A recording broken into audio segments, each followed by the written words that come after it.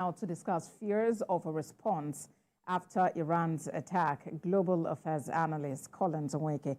Thank you for joining us on World Now. Well, as it is, the U.S. has ruled out joining any Israeli counterattack against Iran. Could this be a sign of a waning support between these staunch allies?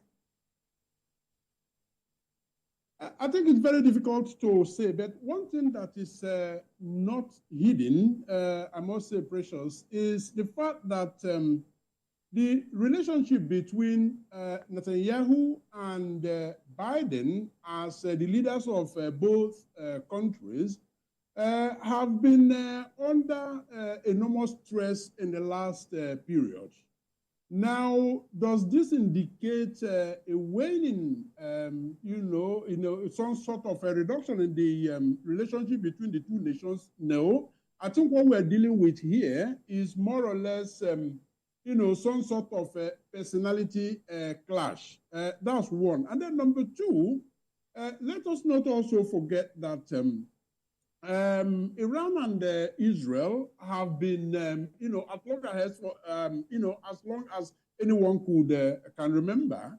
Iran and the U.S.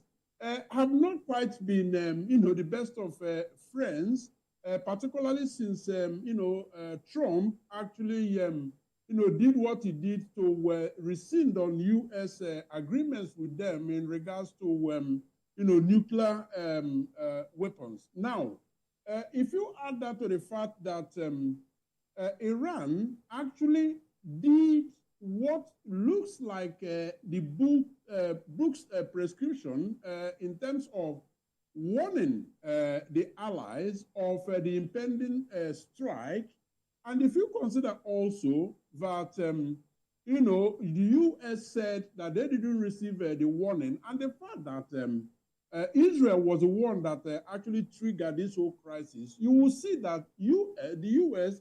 appear to have a solid ground to stand to actually say, yes, we stand with Israel as always, but in this specific instance, we do not want an escalation, and the Israel rather should not consider a retaliation. Let us de-escalate rather than otherwise. But then do you see Israel actually acceding to, these calls for a de-escalation of tensions?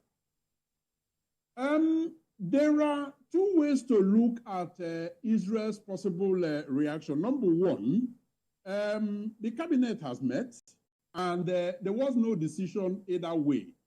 However, if we analyze the comment of,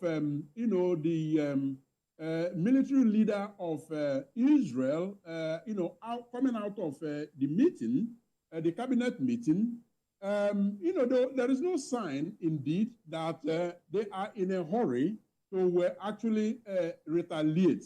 However, if you place all of this side by side, the fact that at this moment, Netanyahu is a very, very popular Israeli leader, to the point that if an election was called tomorrow, the guy is going to lose and lose flatly. Now, one of the strategies that he is devising in terms of holding on to power is to expand the war as much as he can. And in fact, he is not in a hurry to end this war. Rather, he would even want to start a new one as a means of staying in power. As ugly and as dirty as that sounds, that is exactly the strategy that he's considering. So it could very well be that he considers his own interest, put it before Israel's interest, and decide to retaliate, thereby escalating. But at the same time, he appears to be very much alone in that thinking. So it remains wait and see. And the fears of escalation are being re-echoed by the United Nations chief, Antonio Guterres. How much more, what really can UN do to help the situation? Well, the UN hardly does very much more than condemning the situation, always, seeking for de-escalation, and indeed using all the diplomatic channels, and more importantly, suing for the interest of the common man in terms of humanitarian support and all of that, while it continues to toe the line of diplomacy, the part of conversation and collaboration. That is the line I see them continuing to toe.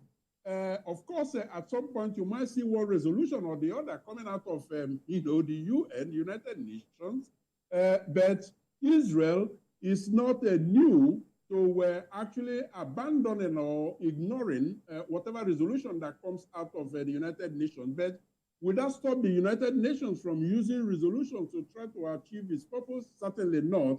So we might see one, but I think what is more important to the UN is using the diplomatic channel to ensure that there is no escalation.